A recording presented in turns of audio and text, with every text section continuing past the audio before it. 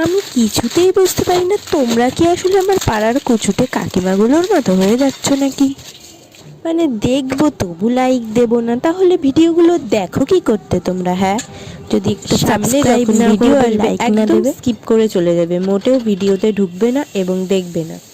যাই হোক, নিন্দুকের কথা বাদ দিলাম, আমি আমার কাজটা চালিয়েই যাবো বন্ধু। হাল ছাড়ার আমি ঠিক সেরকম ভাবেই সকালবেলা মোটামুটি এক প্রকার মায়ের সাথে যুদ্ধ করে যাচ্ছে। আমি দুধ রুটি না খেয়ে রান্নাঘরে ঢুকে পড়েছি, আর ঢুকেই দেখতে পেয়ে গেছি খাজানা। মানে কাল রাত্রিবেলা বাবা নিয়ে এসেছিল ম্যাগি, তো আর কি আমার মাথায় একটু বুদ্ধি খেলে গেল।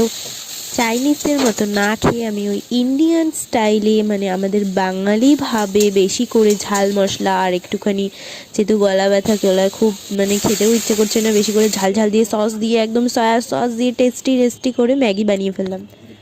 আর তারপর বাদবাকি কাজ সেরে আমি স্নান করে রেডি হয়ে গেছি। একটু যেহেতু শীত পড়েছে, ঘাটতাটা চটপট করে টানছে, ঠিক তোমাদের মতো যারা আমার ভিডিও দেখেও চ্যানেলটাকে সাবস্ক্রাইব করো না, হিংসুক কোথাকারে, চেষ্টা করো, তোমাদেরও হবে। আমি স্নান টান করে নিয়েছি, ব্যাস এবার সিঁদুর পরে চলো এবার রান্নাঘরে যা যা টুই করে চলে এসেছি রান্নাঘরে।